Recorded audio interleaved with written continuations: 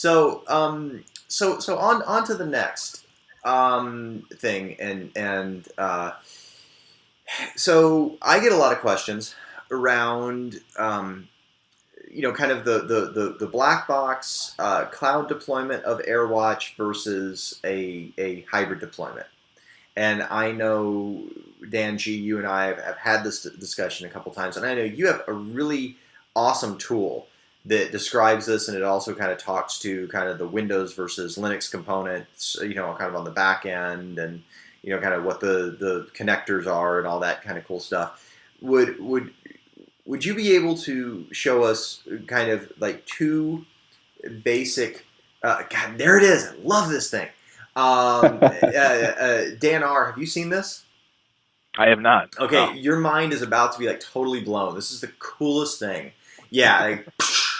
So what I'd like for you to do, Dan G, is show us what a basic just cloud only deployment looks like and how that integrates from into their existing data center. Because that's a question that customers have. They ask, okay, if I do the cloud thing, then how do I give people access to the cloud thing, right? And then, so let's do that first, and then, and what pieces like internally can I integrate with the cloud thing? Files, apps. How do I do that? And then the second piece is what does it look like if I want to do kind of like a hybrid model? What does that allow me to do, and what are the additional complexities or kind of logical connections that come into play? Okay, yeah, great.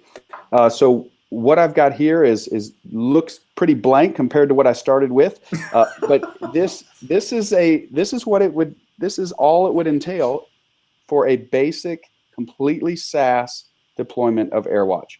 So on the left-hand side, you would have the AirWatch components, which would be the console server, the device services server, the API server, and then also the AWCM, which is AirWatch Cloud Messaging Server.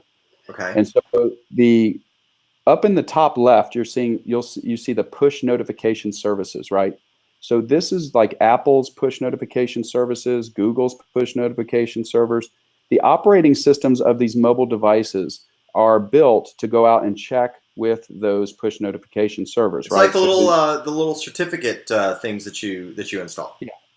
Yeah, the badging that you see is coming from that. That's how apps are updating those things, right? So users have seen this and they've been interacting with it, whether or not they've been managed, by AirWatch at all. Mm-hmm. And so what we're doing is we're sending messages to those push notification services. The devices are tied in with AirWatch for each environment that they're enrolled into, and then the device says, hey, I've got a message. I need to go check in with my, enterprise mobility management. And then then the device makes a TCP connection to the cloud SaaS. And then we're able to execute commands on that device. So we don't know the IP address of a device, right? So that's where the whole mobility world gets a little crazy for traditional administrators.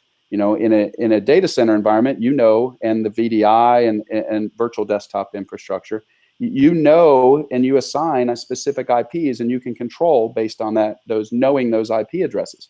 With mobility, they're going between cellular, Wi-Fi, different access Mm-hmm. points. So that's how the real-time interactions with those devices is happening. So this would be a pure SaaS, right? So then there would be user accounts and passwords in the AirWatch cloud. That's called basic users. Okay. Let's say you want to do some integration, and before I move forward, you can push out a profile to the device so that it goes to the Exchange server or other mail server that's managed by the customer, right? So then the device just interacts directly with that Exchange. We don't store any email in the AirWatch cloud. It's just going straight to that using ActiveSync, right? That email infrastructure. Let's say I want to integrate with Active Directory, right? I don't want my password stored in AirWatch SaaS when my users are authenticating. So let's go ahead and add a cloud connector into the mix. Okay, the cloud connector. So that's a big deal. Yeah, and I know that there's there's a lot of detail around the cloud connector. So yeah, Mhm. as much as you can tell us there is great. Okay. Yeah. So to supply that integration with an on-prem, or I've also been doing this with somebody that has Azure AD servers. You can go in and install an ACC on that as well. Um, and so you're able to install this ACC connector on the internal network where the LDAP directory, such as Active Directory servers, are sitting. Yep. And then they make a 389 or 3268 connection, and then SSL, if you were using, would be different ports between there. And then that is brokering the authentication. So in this instance, the device is going to communicate with the AirWatch SaaS for enrollment. It's going to pass in username and password. We wouldn't store the password. We would do a challenge through the ACC to the AD, and the LDAP would authenticate and say, yep, they're who they say they are. It lets them through. And then all we're storing is attributes, right, from the LDAP for that user, username, email address, email username, those types of attributes. And you have some controls over that as well, of what you want to collect and not collect. Yeah. The ACC is using, and this is a great point for security administrators across the customer base, is it's using an outbound 443 connection. There are no inbound ports needed. As you can see the arrows here, Yeah. there's no inbound ports needed for the ACC. So this maintains an open TCP connection to what I mentioned was the AirWatch Cloud messaging server, right? So our device services, when the device is communicating, finds a AWCM server that is connected to an ACC for that environment, and then it uses that open TCP connection to send that request down, and then the ACC does the brokering between the Active Directory. Okay, gotcha. So it's only outbound through the ACC. Correct. Now, wasn't there something, and again, correct me if I'm wrong, I remember some conversation somewhere, it's all fragments at this point in my life, honestly. There's a difference between, there's a Windows component and there's a Linux component, and they're somehow different. Am I right? You are correct, and that's a good segue into talking about what happens if I want to be able to access web content and file shares in my environment from these mobile devices, right? Okay, I'm so glad I was right, because I wasn't even sure if this was an AirWatch thing. It is an AirWatch thing, and it's called a tunnel, right? Oh, yes. That's it. So you can see it's got a Linux version as well as a Windows version. And what are the differences? The only difference is the Linux version is necessary if you need per app VPN, which is another good topic that we can discuss. We'll go through. I'll come back to that in just a second. So with the tunnel, you can set up two architectures. One is have a server on the internal network, right? And then you would punch 443, 2020, and 8443. This does require inbound ports to be punched through their firewall. And then that server has access to the web content and the file shares and brokers it for the mobile devices. Now let's say, hey, I want to do a relay. Where is that at here? I need a relay server. So now let's drag one of these back out to the DMZ. Now you can have devices connecting. So this happens a lot with security teams that say, I don't want anything from the outside connecting directly to my inside network, right? Mm-hmm. So they'll open the firewall ports here and then to the tunnel proxy, and then the tunnel proxy communicates to the endpoint. And you only have specific ports open there. And so which one of those is the MAG? Because everybody talks about the MAG, the Mobile Access Gateway. So Mobile Access Gateway is what we started with, and there was only the Windows version. Gotcha. We've switched over to the tunnel nomenclature for both the Windows and the Linux. So right? Okay, so and that I think is what I was remembering was the MAG was Windows only, and now it's just tunnel, but there's a Windows and a Linux version. The Linux is required if you're doing the per app VPN. Correct. And so you see, we actually even on this diagram call it the MAG proxy. and MAG endpoint if you're doing. So maybe it is still called the MAG. I could be confused. So I don't think we should call it the MAG anymore. I think from now on, thou shalt always be tunnel. So I don't know, man. It may change tomorrow. So, but I'm not going to change it. It can't change. It's done. I'm done. But the tunnel. So you know, just to keep it simple, you know, you're tunneling through to create a connection to your internal resources, right? And you can do a Windows version or a Linux version. So when you say internal resources, could that include things like files? Yep, file shares, SharePoint sites internally. Web applications, SharePoint websites. So theoretically, you know, a customer, Dan R, you know, they're not at all going to have to. So I know that I've talked to customers and they've been uptight in the past, going, well, you know, I want to do mobile content management, I want to have my own Dropbox, but I don't want to, you know, rebuild all of these, you know, directory structures and all these permission structures and all of the stuff that I have internally. But you know, if we go back here to this diagram, you know, you've got the AD up there. You know, all those internal resources are still synchronizing, you know, with AD the same way they always did. And so, you know, if you've got this tunnel into it, all we're doing is just kind of providing direction, you know, to get into that content, and then, you know, you know, what do they call it? Least privilege, you know, still applies. You know, inside of the domain, you can still only access whatever you could access, you know, 2 days ago. Right, and that's where the users are using that content locker to access this content, so you're able to keep it controlled on the mobile device. It's really cool. So you said, Dan R, any questions on this, other than the fact that you're totally blown away by how cool this is? No, it definitely is cool stuff and great to see. So you were going to talk to us a little bit more, Dan G, about this what we have on the screen right now. This is a very classic hybrid deployment. Yes. And just argument's sake, what do people do most? I mean, are people in AirWatch's experience mostly doing SaaS only? Are people mostly SASE, or are they mostly hybrid? Yeah, hybrid. What we call is, you'll hear us call it a you know, integrated cloud. Okay, yeah, okay, sure. It's not nearly as fun as SASE, but you know, that's good. I like SASE. I like SASE.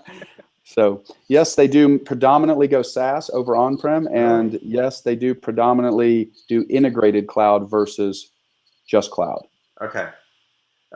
So really, the architecture that's before us right now that you're showing on the screen, this is not only is this kind of a classic case, but this is what people are going to probably run into. So having a good solid understanding of the tunnels, and you know that the tunnel is what gets us back in to access, you know, file shares and SharePoint sites and all of that good stuff. And you know, we only have these outbound connections, you know, for you know, for Active Directory and authentication and all of that good stuff happening. That's really important, because this is what people are going to run into. This is the conversation that they're going to be having. And when we, as VMware engineers, are talking to people, and we're saying, hey, you know, I'm actually kind of drawing on the screen here a little bit. We're putting stuff out inside of this green zone, inside of this internal LAN. We're going to be putting, you know, our Horizon components and all of that out there. We're going to have our security servers here in the DMZ. That you know, that's going to be the way that we are integrating in with this, you know. And then you're going to have these other AirWatch components, the tunnels and or, you know, mags, you know, inside of that space that are going to help make the connections inward. Yeah, absolutely. And so another thing to point out here, Kevin, and touch upon something you said, and that is the least privilege, right? So that I think ties in the story with you know, the NSX. So when you're talking about mobile devices and you're talking about a tunnel, what we're delivering with the tunnel is per app VPN. So instead of the device making a traditional full device VPN, right? And all apps on that device potentially having access to that hole that is now created to your internal network. We are only allowing specific apps that are configured in AirWatch to use it to access that tunnel. And then now you can also tie that tunnel in with NSX policies so that you can restrict where those, you've got it locked down to specific apps using per app VPN, and then you can tie NSX in on the back end in the data center to further provide another layer of security to control where in the data center even those specific apps can go. So one of the big things about microsegmentation is and I always used to have this conversation. I'd say that the reason microsegmentation with NSX is so darn powerful is because, you know, if we think about it, a normal attack footprint is the operating system itself, right? And so somebody goes in and they're, you know, nefarious and, you know, up to no good and, you know, waxing their mustache, then, you know, they're going to go in and they're going to disable the operating system's ability to protect itself. Now, in a normal environment, the NIC configurations and all of that are, you know, direct, just cable right out to the world. And so you have to protect somewhere outside of that construct, that physical construct with another physical construct. But with NSX, the distributed firewall sits right outside of that NIC, of that virtual NIC. So the virtual firewall is essentially out of the scope, out of the purview of the attack footprint, right? So they can do whatever they want inside the machine. They can't see that firewall, right? It's outside of their perspective. So when you're talking about the application, if I'm understanding correctly, it doesn't mean that the application firewall exists inside of the OS, because then that would put the firewall for the application back inside the attack footprint. You're saying that AirWatch allows us to create policies for how the application is communicating through the NIC into the distributed firewall, so that if the application is somehow compromised or something happens to the app, that the NSX policies and the integration allows us to protect it through that through the distributed firewall and microsegmentation initiatives. I think you said that very well. Thank you. I think I did too. So no, but that's a really good point, and you know, I think there's some very curious use cases for it. Dan R., have you run into any use cases that people are, or perspectives around per app VPN? I know I had a real good one, but I want to see if you have any to share. Actually, the conversations, you know, haven't gone that deep as of yet, but I can definitely see, you know, the benefits of why customers would actually want to do it. You know, they may not know that they have access to do it, so it could be something that needs to be discussed with customers. There was this one, and I'll actually use this is you know rather this is rather gauche, but I'll actually use one of my devices here to sort of demonstrate. So they had their device, all right, and I'll try to do that so that it's not getting shined on by the sun. And so what they had was they had several. It was basically like a portal, right? And they said that, you know, usually when users are seeing it, they're seeing it kind of as one big portal. That's what they see. They just see the one big portal. That's what a user is interpreting that they have. But in actuality, the portal is made up of several different application components, and that, you know, what they're seeing as like one big portal actually isn't. It's actually a bunch of different application streams. You know, you've got like you know, app 1, you know, app 2, you know, app 3, and, you know, app 4, you know, kind of broken out like that. And some of these applications, like say like app 3, this one really is an application that needs to be secured. The others don't, right? Because maybe app 3 has like financial data or something like that. With AirWatch and NSX and per app VPN, we could set a policy that says, as long as this device is on a corporate network, go ahead and show them app 3. But if this device goes in into a coffee shop, a Starbucks or whatever, they can still load the application, but they're only going to see apps 1, app 2, and app 4. App 3 is going to be like no bueno. It's going to be like I can't show you that, because that per app VPN, again, it's blocking that access, or it's blocking that configuration based upon the NSX policy. Okay, maybe I was the only one that thought that was cool. I don't know. No, I'm in awe here. I'm in awe of your presentation here. But yeah, so I mean, I thought that was pretty neat, and kind of, like I said, an interesting perspective on how you would use that, because it's like, well, yeah, I mean, I can absolutely see it. And I know we used to do a lot of stuff with way back when LifeRay portals. Do either of you guys remember LifeRay? No? Okay, so basically a LifeRay portal was a very, very poor man's IDM. It was basically, you had to get the code and get the bits and download it, and you had to kind of bake in access. And what people thought they were seeing was one application or one dashboard or one portal, right? But and this is that whole pane of glass thing. Oh, I almost want to just punch myself for saying pane of glass. I hate that term. There's no such thing. Even even even when people say like visualize ops is a single pane of glass, it's like, no, it's not. It's multiple tabs inside of. We could just say single perspective. How about that? We'll just say is singular perspective with multiple glass panes. There is no single pane of glass. But anyway, so but people thought they were getting kind of that singular view. But what they were getting was a bunch of widgets, right, that were feeding. And so if we think of it like a lot of us do with Salesforce, a lot of us have built reports inside of Salesforce. You know, when you build a dashboard in Salesforce, that's exactly what you do. You say, okay, here's the back-end content. Here's the visualization or the representation of that back-end content. Right? I mean, that's what it is. And it just so happens that this capacity, the per app VPN, gives us the functionality to restrict and modify what's going on and when with that graphical representation of the back-end information. Right? So I think, honestly, there are so many use cases for per app VPN and AirWatch NSX integration. By the way, shameless plug right here. We're gonna have a great session this quarter on with a gentleman named Chris Larkins, who's gonna be talking to us about NSX and AirWatch, but this time from the NSX perspective. So that's gonna be kind of cool. So right now we're talking about it from the AirWatch perspective.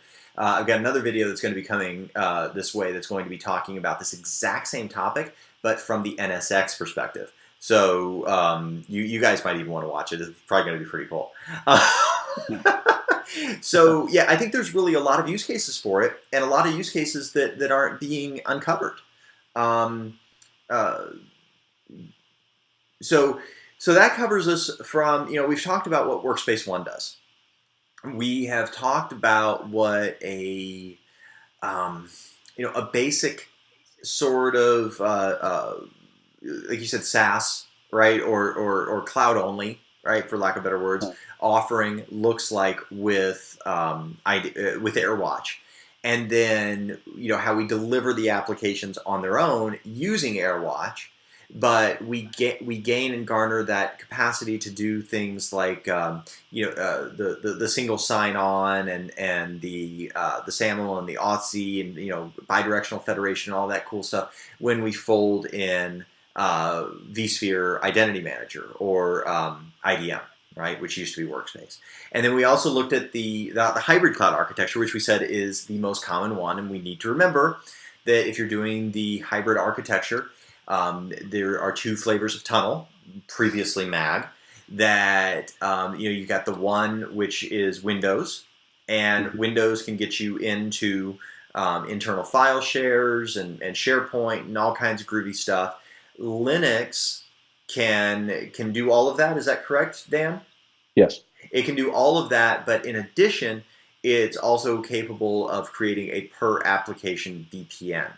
I would be going out on a limb and I would probably be wrong. So if anybody watches this and you actually know the answer to this, or if one of you guys knows the answer to this, I'd love to know. Is the reason that Linux can do it and Windows can't for the per app VPN? I know I could insert a really tasteless joke, but I'm not going to do it. But is the reason because of the hierarchical run ring differential between Linux and Windows, right? So Windows, obviously, you cannot get root access to a Windows machine, right? We know this. When people think they're accessing the command prompt, it's not DOS, it's Darwin. It hasn't been DOS since Windows 3.1, right? And so you're actually not you're accessing at basically kind of ring 2, right? But with Linux, you can get root access, and so you're kind of jumping in at hierarchical run ring 1 with access to ring 0, which is essentially the hardware. And so does anybody know? That would be my suspicion as to why that's true. Do either of you guys know if that's accurate, or what would you think? I really don't know. Okay. That's a totally acceptable answer. I tell my kids all the time. It's like, what do you think? No is a perfectly acceptable answer. But yeah, I think that would be my suspicion. Because obviously inside of a Linux environment, it's a lot different than Windows. Like I said, because in Windows, and I'm always surprised at how many people don't know that the command prompt isn't DOS. It's like it hasn't been DOS in a long, long time, which is why if you have like the spinning or the blue screen of death, right? Or you get the hourglass that hangs up. That's why it doesn't go away. And that sucker just lives, across absolutely every single stinking thing that you got. So okay, so cool. So we've looked at all that.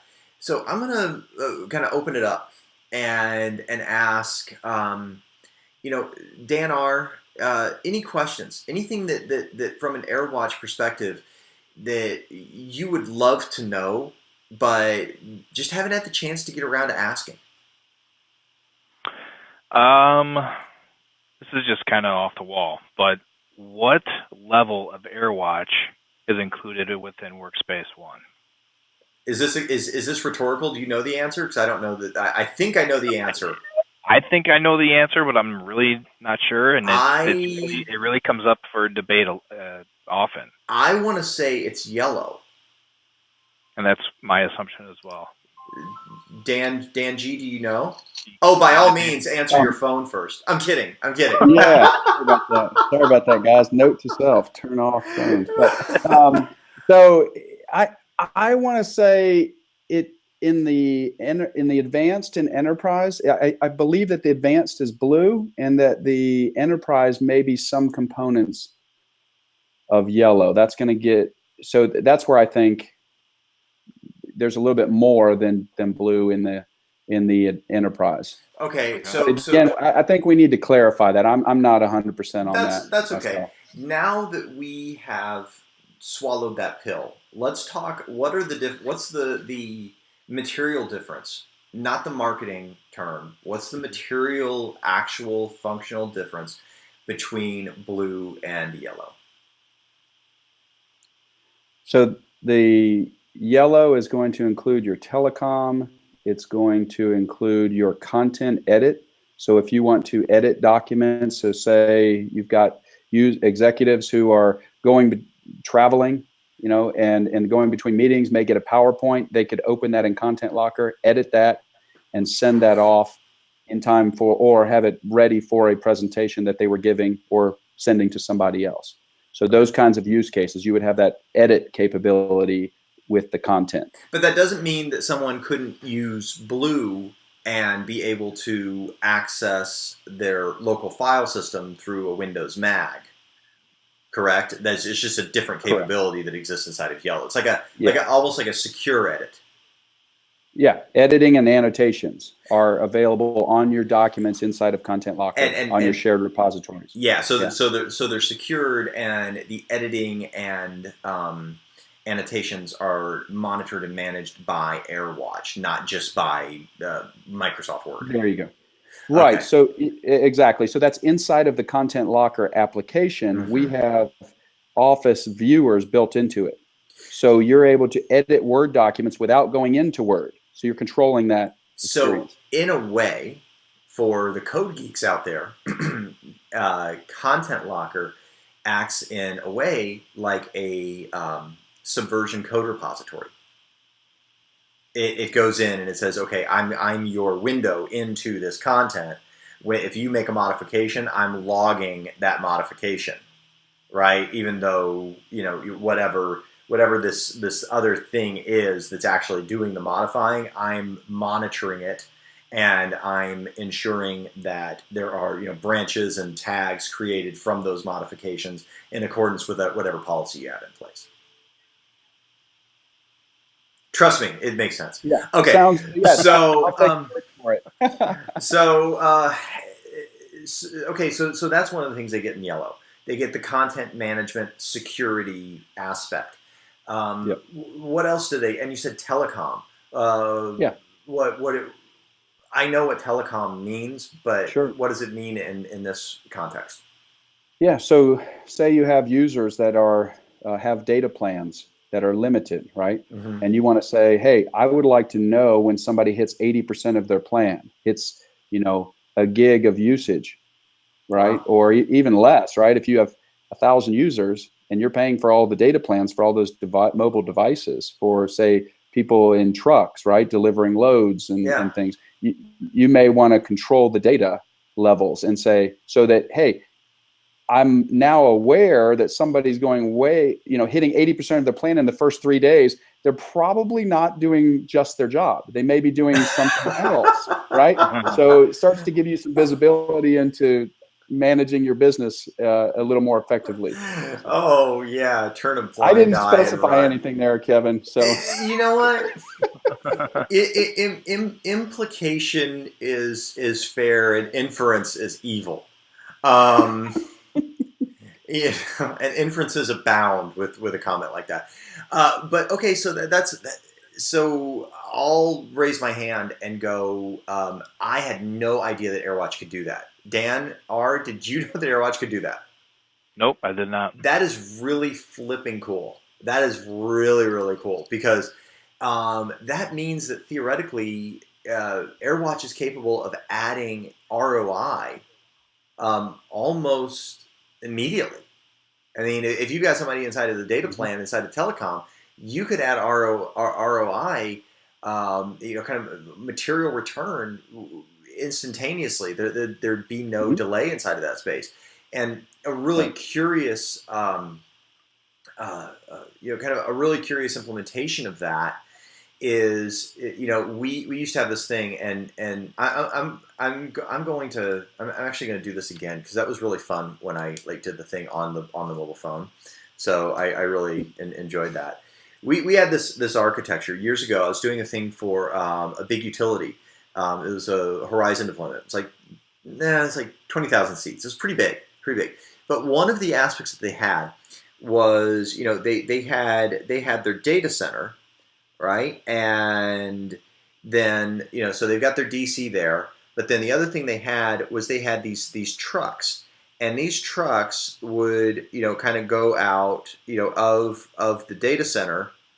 And, those trucks would go out into the field and they'd spend like all day out in the field collecting and aggregating data, right?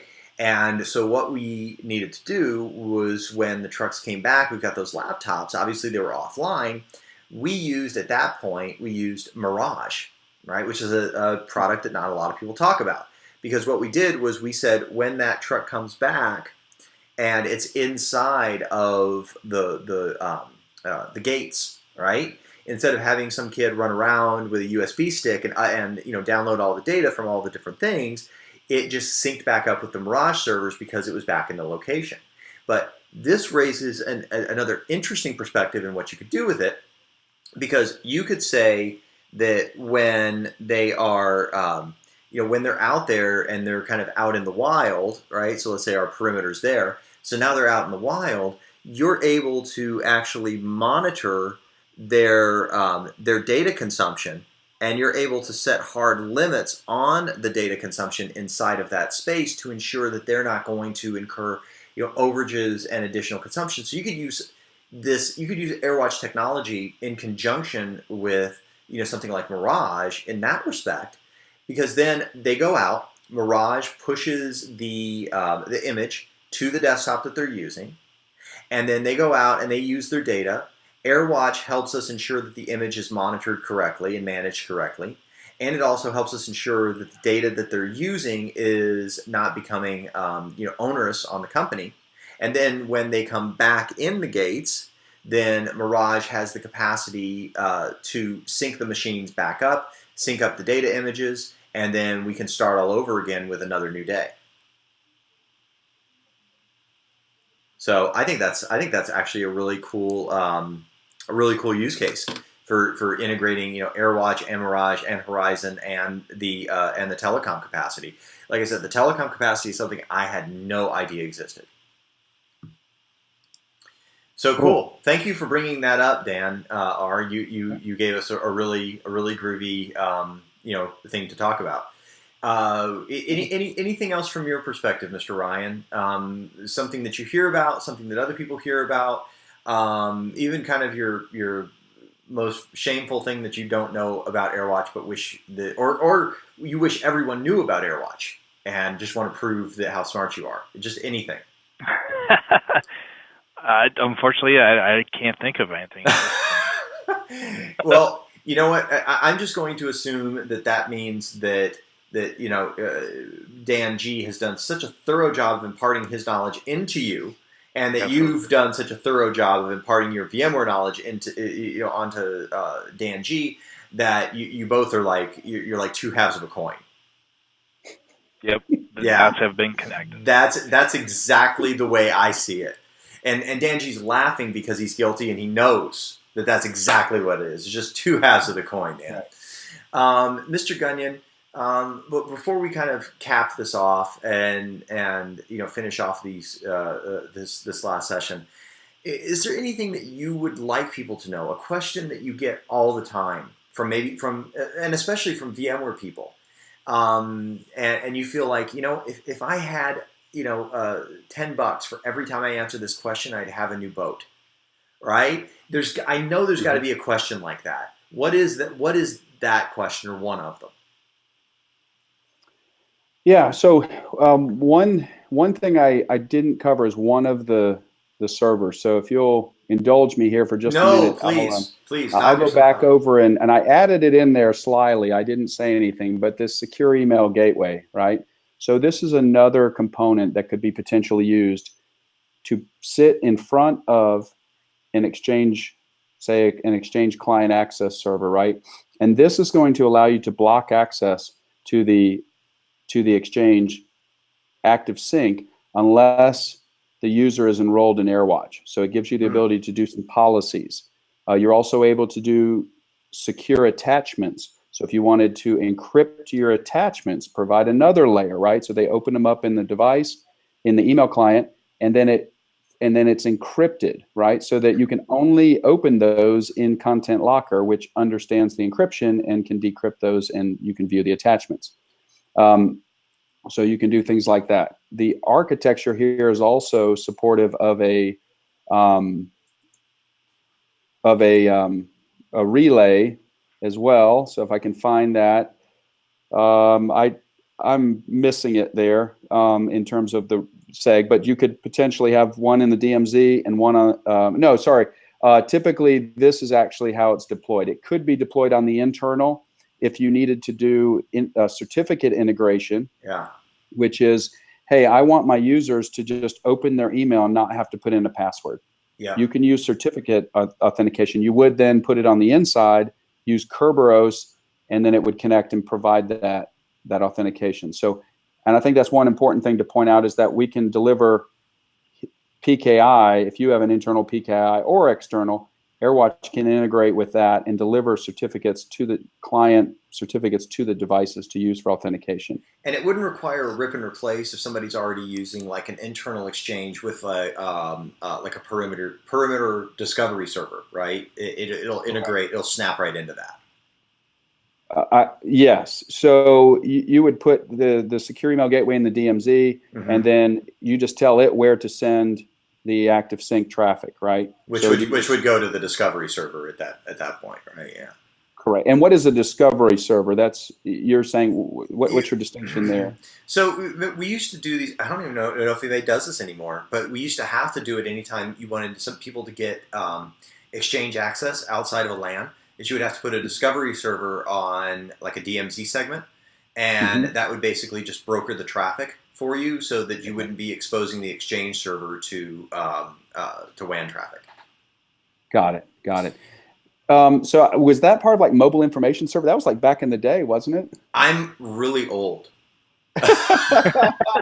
Yeah, I messed around with that stuff back I think with 2007, Exchange 2007, and maybe even 2003, they went to the Exchange client access server, and you could put an external, there was an external and an internal. Yeah. And so you can actually put that out, make that available to the... Dude, I was an Exchange admin when it was like 97 and 2000. Nice. I was, and cool. I used to like deploy, I remember like SharePoint 97 and Exchange 5.5 was before 2000, was it? Was it not? Yeah. And I actually remember I got somebody heard that I could I was an Exchange and SharePoint admin, and I had a a job offer years and years ago. Hey, do you want to come back? Come over here and be like a contract SharePoint admin or whatever. And I was like, no. Under no circumstances do I want to do that again. But okay, so this is really cool, and this brings me to kind of a final topic. So actually a question and then a topic. The question is, do you have to use the AirWatch email client in order to have that functionality, or can you use the native email client on the mobile device?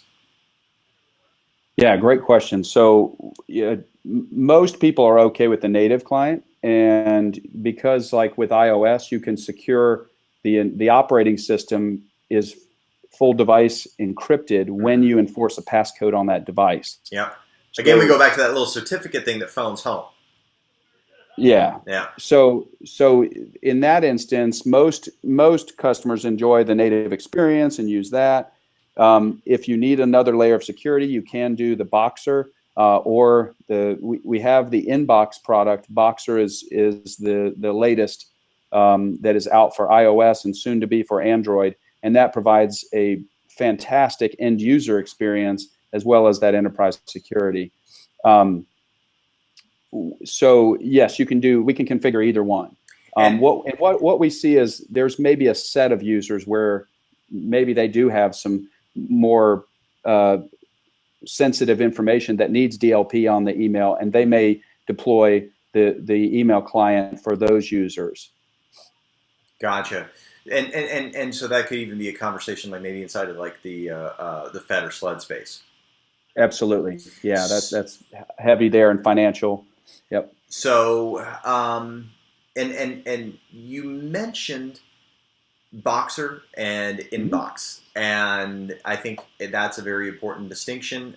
Boxer is it's an application, and the Boxer application was acquired, and that's the one that you've got like the swipe capabilities and all of that kind of cool stuff. And I've actually used it a little bit. I'm not using it currently, and Dan Ryan knows I switch between mobile operating systems. I have, I've got my Android phone, and I've got a nighttime iOS Apple, 4S, iPhone 4S that I use. So I've got all kinds of stuff going on, and so I'm a big fan of native email clients, which is why I asked that question, because it allows me to stay sane.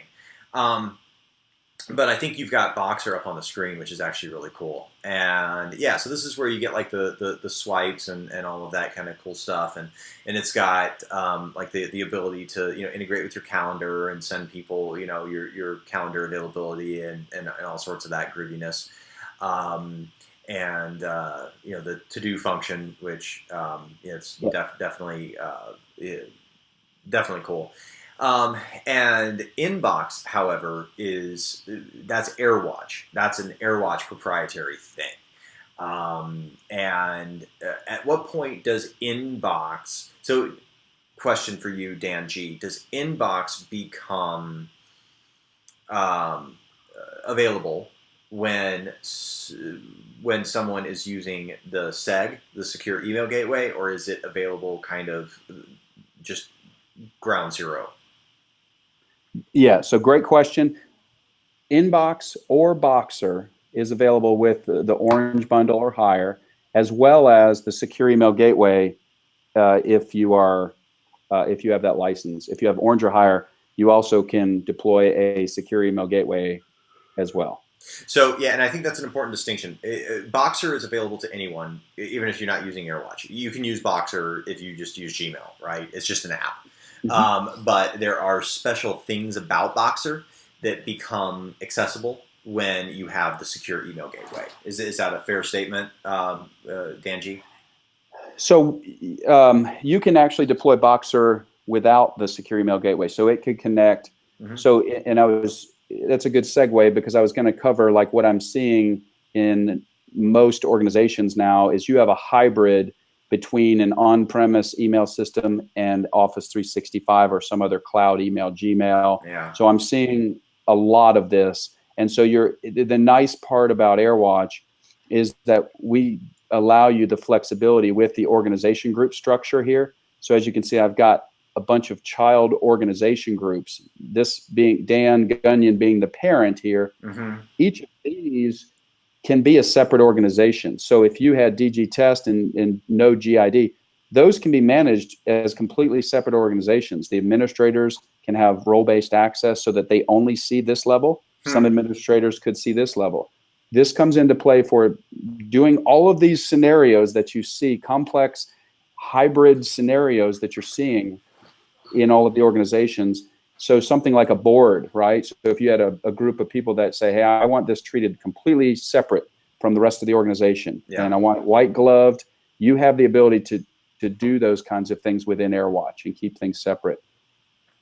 It's very cool. So you can integrate the on-prem existing kind of Exchange environments and the Office 365 environments and be able to make those migrations as needed. Absolutely, yeah. It allows you to scale and to support those scenarios that you're going to be running into, that they're testing now and running into and into the future. So that's really great, and I think that's a really good, like I said, $10 question, right? If you had $10 for every time you heard it, and I think that the email thing does come up a lot. Dan R., any questions, comments, or thoughts around the email aspect and the Boxer thing and all of that? No, not at all. I kind of like that, and I like that aspect, and being able to bake in that integration. I think that gives us kind of even more flexibility, and I think it's kind of cool that it has its own kind of App Store app. I don't know why I think that's cool, but I think it's cool. I really don't have a material reason for my opinion. It's just my opinion, and I think it's kind of far out. So cool. Well, with that, I mean. Closing questions, comments, or thoughts out into the world. I mean, I will say this: I have a lot of fun doing these roundtables. I think that they're a real kick in the head, and I enjoy kind of conveying information this way because I think we get a lot of opportunity to talk about a lot of different things. And this session is going to be available for a very long time, and hopefully you guys. We'll be able to make sure that you guys get the kind of the social media presence and all of that kind of good stuff as well. Oh, speaking of that, so again, quick plugs. Be sure to subscribe to the channel and be sure to follow me on Twitter for more updates and information regarding all of these topics and more. Like I said, we're going to have more things around NSX and AirWatch from an NSX perspective this quarter, as well as some additional AirWatch content that's going to be coming our way as we continue to unfold things. And please be sure to follow these gentlemen, and I'll kind of give Dan R., I'll give you a minute to kind of sign off. If you have a Twitter handle, just send it to me, and I'll get it posted up here for you, so people can follow some of your updates and all that kind of cool stuff. And be sure they reach out to you and make sure that you catch this guy. Dan R., are you going to be at VMworld this year in Vegas? I am going to be at VMworld. Definitely doing the hands-on labs. So if you guys are going to be out in Las Vegas, stop by the hands-on labs, and you'll probably see my face there. Well, fantastic. Which labs are you assigned to, Dan? 1787, which is vCloud Director for service providers. Okay, 1787. VCD for service providers. Very cool. So be sure to go out and and one thing that happened to me last year, which was really cool, I put out a tweet. I was doing the hands-on labs in San Francisco, and we had these posters to give away, and so I put it out on Twitter. And what was really weird was I actually had people that were following me on Twitter at VMworld. It was cool, and they came up, and this one guy, I guess I can't imagine why he would like this stuff that we do, but he was kind of like a very small fan. He said he said sign it with your Twitter handle. So me and I forget who I was with. We both signed the poster with our Twitter handle, and I thought that was kind of cool. I was like, wow, I couldn't have imagined that would happen, but that was neat. And so yeah, we'll make sure that you find Dan when you're out there in Vegas. And Mr. Gunyon, I know that you have what is your Twitter handle? I always forget it. It's at @dgunyon. Gunyon. Yeah. So that's at D as in Delta, GUN as in November, YON as in November. So so at @dgunyon, be sure to follow him on Twitter. Dan's got all kinds of cool stuff going on, and he's just an absolutely fantastic resource. Dan, thank you so much for doing this with me again today. I really appreciate it. Yeah, great to be here, Kevin, and with you as well, Dan R. And man, I hope we've helped shed some light on all these complex topics. So that's awesome, and I think that if I have any takeaway for all of us, it will be to now that we've done this format. Dan G, you and I have done it twice. Dan R, you've participated in this. I hope you had fun. Number one, tell me you had fun. Yeah. Yes, I did. You had fun. Okay, cool. And so in addition to having a little fun with it, let's all walk kind of forward into the next quarter, the next weeks. And let's listen for things that we would love to explain this way, right? And let's all circle back next quarter. And even if we just kind of do like a top 3 questions of things that we heard over the last 3 months, and we just kind of tackle them together, I think there's a lot of great value in that for a lot of people, including myself. So with that, we will sign off. To everyone, thank you so much. Here in just a second, you're going to be seeing the trailer. Again, be sure to subscribe, follow everybody. Twitter handles are over here somewhere, and we will talk to you again very soon. Have a fantastic day, and thank you for watching. Okay, and so that'll be the... Thanks for taking time to join me today. As always, I hope you found value in these sessions. We've got a lot of great content this quarter. Be sure to subscribe for more updates and videos, and follow me on Twitter for news and updates as they happen. We also have a lot going on inside of services here at VMware. Be sure to look into some of our great new services that are available. Things like the NSX Design and Deploy service, now available from VMware.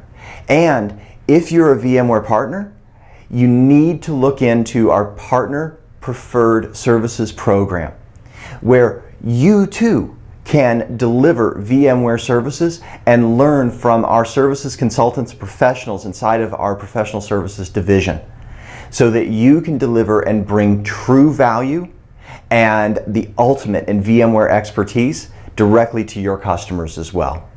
For all this information and more, be sure to follow me on Twitter, and feel free to reach out, and we'll also be able to get you the information you need.